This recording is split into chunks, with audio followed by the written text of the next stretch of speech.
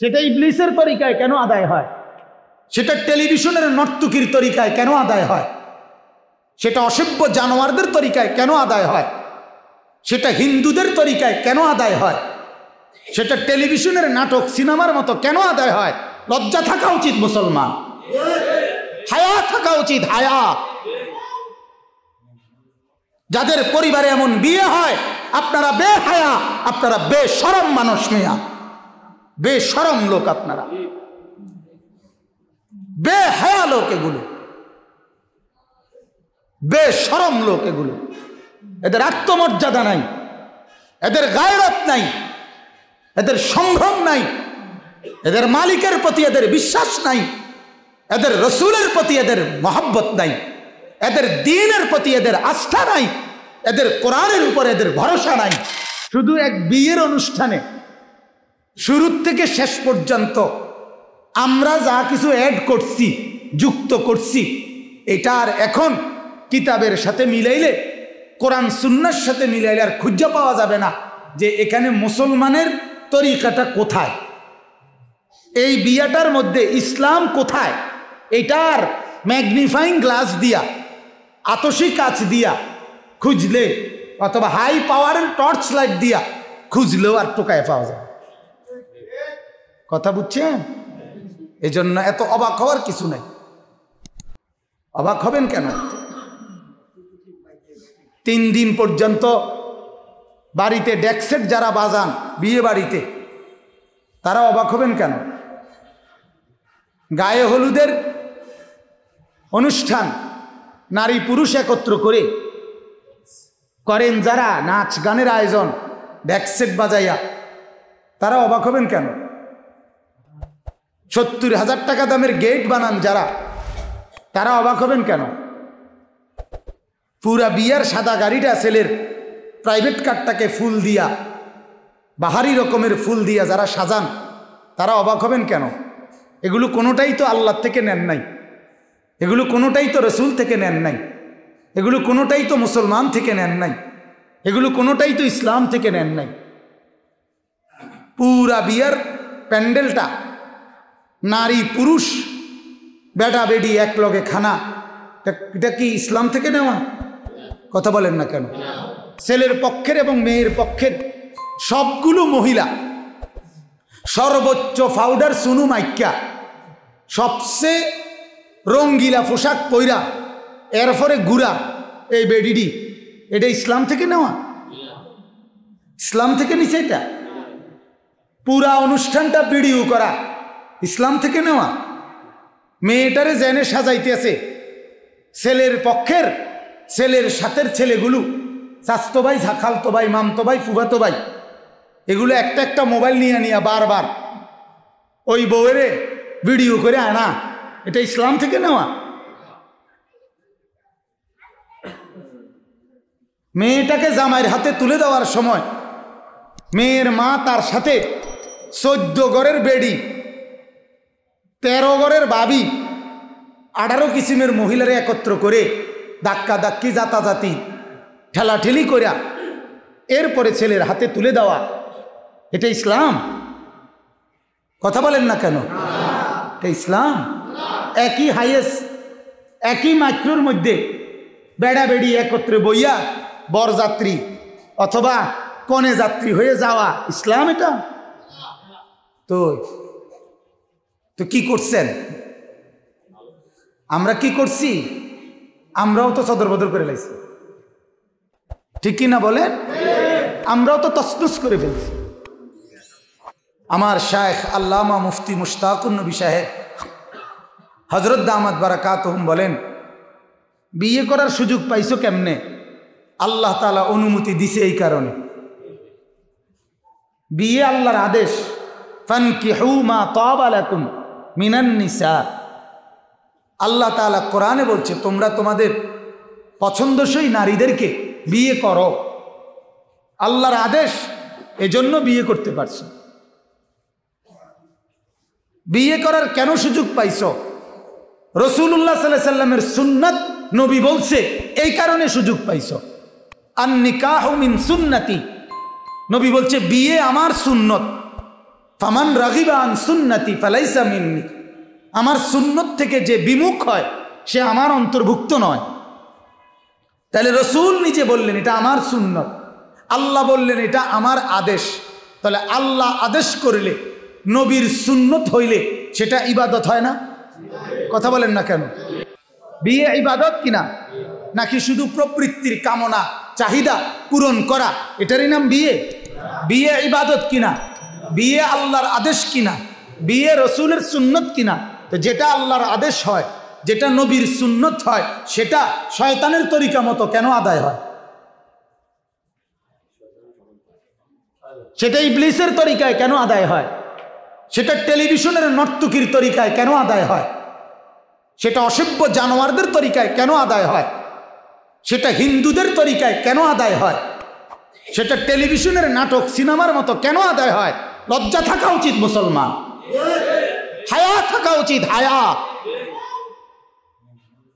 যাদের পরিবারে এমন বিয়ে হয় আপনারা বেহায়া, আপনারা বেশরম মানুষ, মিয়া বেশরম লোক, আপনারা বেহায়া লোক, এগুলো বেশরম লোক, এগুলো এদের আত্মমর্যাদা নাই, এদের গায়রত নাই, এদের সম্ভ্রম নাই, এদের মালিকের প্রতি এদের বিশ্বাস নাই, এদের রসুলের প্রতি এদের মহব্বত নাই, এদের দ্বীনের প্রতি এদের আস্থা নাই, এদের কোরআনের উপর এদের ভরসা নাই। কথা বুঝছেন? তছনছ করে ফেলছেন আপনারা, তছনছ, বরবাদ করে দিছেন আপনারা। মানুষে কি কইব? এটি না করলে যুক্তি হলে এটা সমাজে চায়। পোলাপাইনে শখ করছে, পোলাপাইনে শখ করে আগুনে হাত দিলে সেটা আগুনে দৌক নাকি? কথা বলেন না? হ্যাঁ, ছেলে পেলে শখ করে আগুনে হাত দিলে তাকে আগুনে হাত দেওয়ার অনুমতি দেওয়া হোক। ছেলে পেলে শখ করে সাপের মুখে হাত দিলে তার অনুমতি দেওয়া হোক। তাহলে আপনার ছেলেকে জাহান্নাম থেকে বাঁচাবে কি? আপনার মেয়েকে জাহান্নাম থেকে বাঁচাবে কি? আপনি ফিকির না করলে, আপনি চেষ্টা না করলে সে নিজে নিজে বেঁচে যাবে? মা বাবার দায়িত্ব আছে না? অভিভাবকের দায়িত্ব আছে কিনা বলে? পুরা বিয়ার প্যান্ডেলের মধ্যে হয় নাফরমানি, বেহায়াপনা, আর বেডার ফিকির হইল শুধু বাতেনি কোনো টান খায়, গোস্তনি কোনো শর্ট খায়। লাগলে আরো দুগা বাতলা চড়াইয়া দাও, লাগলে আরো কদ্দুর গোস্ত সিদ্ধ করো, কারণ নাফরমানরা যে পরিমাণ দফাদফি করতে আছে খানা বেশি লাগবে। কথা বুঝেন না? ভাত তরকারি বেশি লাগবে, গোস্ত আরো বাড়াইয়া দাও, ওরা যাতে গুনাহ আরো বেশি করতে পারে, ওরা যাতে ভিডিও ভালো করে করতে পারে, এই জন্য ভাত আরো বাড়াইয়া দাও, গোস্ত আরো বাড়াইয়া দাও। বলেন নাউজুবিল্লাহ, বলেন নাউজুবিল্লাহ। হযরতে আলী রাদিয়াল্লাহু তাআলা আনহুর কাছে আল্লাহর নবী সাল্লাল্লাহু আলাইহি সাল্লাম নিজের কন্যা হযরতে ফাতেমা তাকে বিয়ে দিছে আলীর কাছে। জানেন না আপনারা? হযরতে ফাতেমা রাদিয়াল্লাহু তাআলা আনহা, এই ফাতেমাকে বিয়ে দেওয়ার পর আলী বলছে, ইয়া রাসূলুল্লাহ, আমার এক ঘর নাই, আমি যে বউ তুলে নিমু আমার সেই রাখার মতো জায়গা নাই। আল্লাহর নবী বললেন, তাহলে আমার ঘরে থাক কিছুদিন, তুমি আগে যখন ঘরের ব্যবস্থা করতে পারবা আমারে জানাইও, তাইলে আমি তখন তোমার কাছে দেব।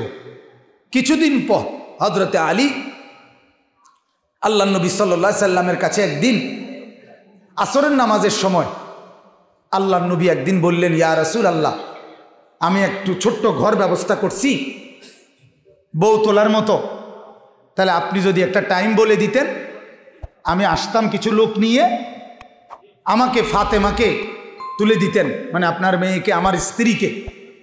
আল্লাহর নবী বলেন, আচ্ছা আমি জানাবো, তুমি যাও, ঠিক আছে, আমি বলবো আর কি। আল্লাহর নবী সাল্লাল্লাহু আলাইহি সাল্লাম মাগরিবের নামাজ পড়ে নিজের হুজরার মধ্যে গেছেন, ঘরে গিয়ে রাসূলুল্লাহ সাল্লাল্লাহু আলাইহি সাল্লামের দাসী উম্মে আইমান রাদিয়াল্লাহু তাআলা আনহা, এই মহিলাটা নবীজিরও দাসী ছিল, নবীজির আমলেও, নবীজির মার আমলেও পুরাতন মহিলা, উনি বয়স্ক মহিলা ছিলেন। উম্মে আইমান এমনি নবীজির সাহাবী, মহিলা সাহাবী। এই উম্মে আইমানকে আল্লাহর নবী বললেন যে আপনি ফাতেমাকে, আলী ঘর করছে, আলীর ঘরে দিয়ে আসেন, আর বলবেন এশার নামাজ পড়ে আমি আসব। হজরতে উম্মে আইমান হজরতে ফাতেমাকে নিয়ে স্বামীর ঘরে রওনা দিছেন। আমার বাপ, এটা সেই মেয়ে স্বামীর বাড়িতে যায় যে মেয়ের বাবার নাম মুহাম্মাদুর রাসূলুল্লাহ সাল্লাল্লাহু আলাইহি ওয়াসাল্লাম। তার চাইতে দামি কার ঘর থেকে বাইর হইছে?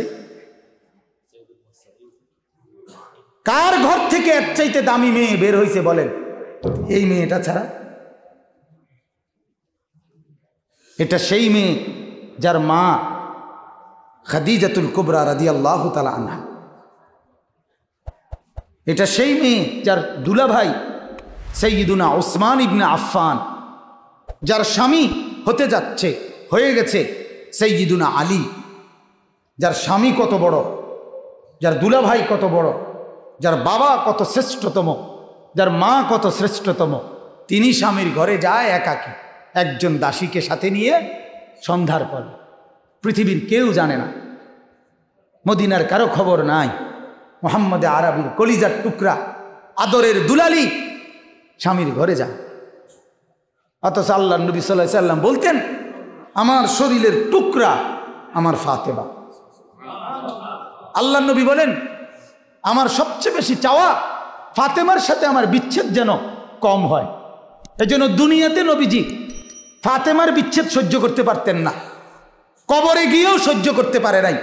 এজন্য যাওয়ার সময় বলছিল, ফাতেমা আমি যাচ্ছি, তবে আমার কবরে আমি যাচ্ছি, কিছুদিনের মধ্যেই সবার আগে আমার সাথে মোলাকাত তোমার সাথেই হবে। এজন্য রাসূলুল্লাহ সাল্লাল্লাহু আলাইহি ওয়াসাল্লামের বংশধরদের মধ্যে নবীজির ইন্তেকালের পরে সবচেয়ে আগে 6 মাসের মাথাতেই হযরত ফাতেমাও ইন্তেকাল করছে। সেই ফাতেমা গেছে ঘরের, স্বামীর ঘরে গিয়ে হযরতে আলী রাদিয়াল্লাহু তাআলা আনহুর ঘরে চলে গেছে।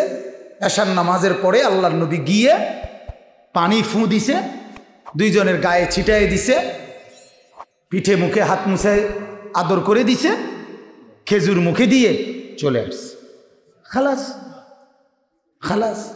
পৃথিবী জানলো না, খুব বেশি হাঁকডাক হইল না, কিন্তু এই ঘর থেকেই তো জন্ম নিছে সাইয়্যিদুনা হাসান এবং হুসাইন, তামাম কায়নাতের শ্রেষ্ঠতম 2 সন্তান। সুবহানাল্লাহ।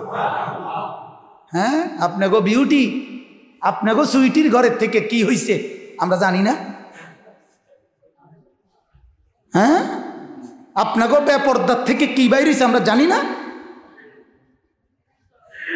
বিবিকে বেপর্দা বানাইয়া কি দামি বানাইছে? মেয়েকে হাজার পুরুষের লোভের উপকরণ বানিয়ে রাস্তার পসরা, রাস্তার খরচা, রাস্তার সামগ্রী বানিয়ে কি দাম দিয়ে হয়েছে? কি হয়েছে এতে? পৃথিবীতে গোপন ছিল যারা, রব্বুল আলামিন তামাম আলমে পরিচিত করেছেন তাদের। রাবেয়া বসরি কালো নিগ্রু মহিলা ছিল, কালো মহিলা, নিগ্রু মহিলা, বান্দি ছিল, বান্দি, দাসী। রাবেয়া বসরির রূপও ছিল না, সৌন্দর্যও ছিল না, মালও ছিল না, বংশও ছিল না। আল্লাহকে রাজি করছে, নিজেকে পর্দায় আড়াল করে রাখছে। আজ রব্বুল আলামিন সারা পৃথিবীতে তাকে পরিচিত করায় দিছে। রাবেয়া বসরিকে চিনেন না, নাম শোনেন নাই? এখানে কেডা? হাত তোলেন, আপনি একটা ছবি উঠে রাও। এতটা আছে কেউ? পৃথিবীর কত সুন্দরী, রূপসী, কত যৌবনমতী, তাদের নাম আর কেউ জানে না। জানে? কত রূপসী কতখানে মরে ফেরে রয়েছে চিত্তিয়া, খবর আছে কারো? কেউ জানে না। আল্লাহকে নারাজ করলে মাখলুক তার খবর রাখে না, সৃষ্টি তার খবর রাখে না। আল্লাহকে রাজি করলে মাখলুকের কলিজার মধ্যে আল্লাহ তাআলা মহব্বত দিয়ে দেয়। আল্লাহ পাক আমাদেরকে বুঝার তৌফিক দান করুন।